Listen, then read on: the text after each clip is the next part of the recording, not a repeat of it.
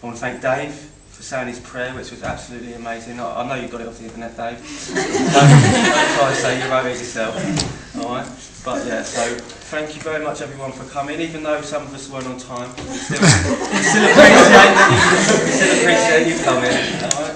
And I'm going to pass you on to my best man Steve, who I'd also like to thank. Hello.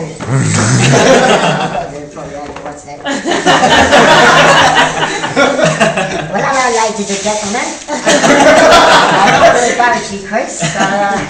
Yeah, for all the you who don't know, I'm Chris's older brother. My name's Stephen.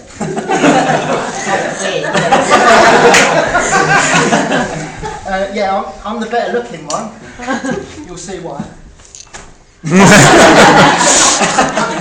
Anyway, now I know today it's about Chris and Catreece and them making the ultimate commitment to each other and their future together.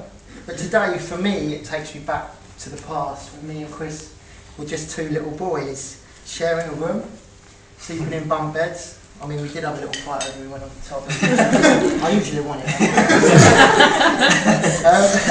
Now, I don't know if anyone has seen these qualities in Chris, but Chris could have been in the SAS. And I came to this conclusion when I was 10.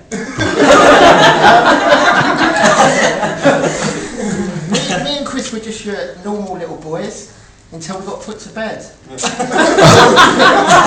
debatable. So when our parents shut the door and we heard the sound of the last footsteps going downstairs, that's when Operation Chocolate Biscuit Retrieval started. And basically what it was is we'd sneak down the stairs to the kitchen and get a midnight feast. So now this special elite force, I mean the highlighted word being elite, was a solo operation in which I executed myself at the start. And I used to find them and seek the goodies and then bring them back to base.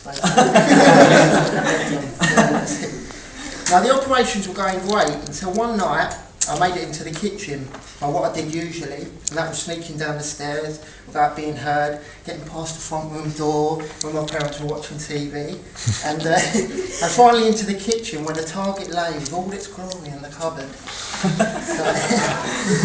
Now just as I was about to grab the sweet heavenly chocolate biscuits, I heard a noise, so I jumped into the dirty washing cupboard and hid for my very life. And would you believe it was my dad? I saw him through the small gap as I held the door shut. At this point, let's just say I was a bit scared. With some drops of sweat from my forehead to add to this dilemma, not to mention the smell of all the week's dirty socks.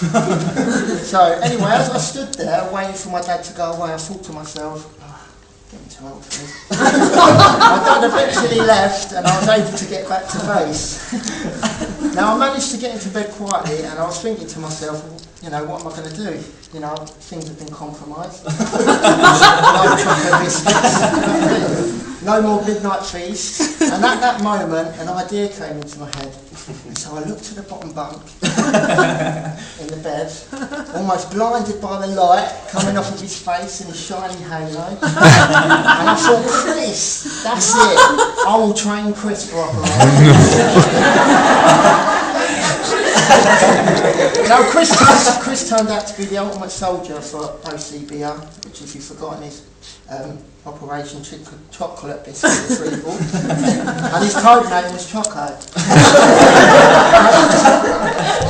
Now, Chris turned out to be, you know, the ultimate soldier. He had the stealth of an eagle, flying 10 miles high, and you know, preying upon his unaware prey.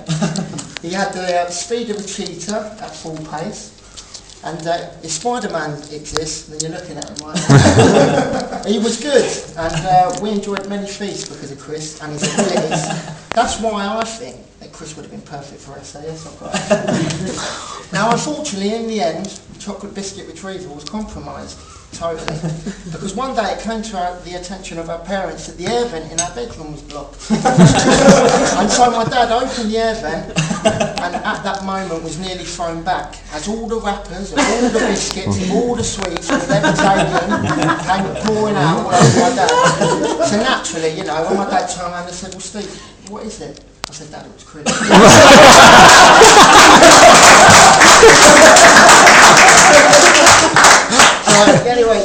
had the courage and was the bravest, and so other operations were made, weren't they? That one was obviously finished. So Chris ended up getting the one who's, go and get the football regardless of whether there's a block in the back garden, you know? So, anyway. But on to the nice bit, Chris, you're not just my brother, mate. You're my best friend. No, you've been by my side through the toughest times in my life, with my accident and everything. And I thank you for being the most loving, loyal brother towards me, especially when you took the blame for Operation Catreece. No, I'm so proud to be your brother, and today, looking at you right next to me, I do really thank God for the great man He's created in you. So bless you, bro.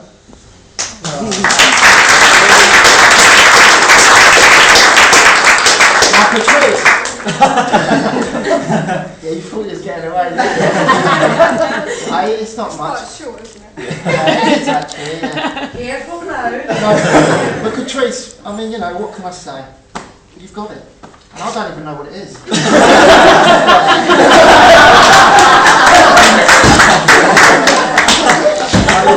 No, seriously, Catreece, you know, I simply say it's about you. And this is true, I really mean this, yeah? If I could honestly find a wife that's half as much loving, loyal, kind, and trustworthy as you, then I'd be a happy, contented man.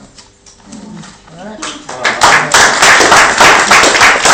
I suppose the time of the toast, and that is to the bride and groom. Bride and groom.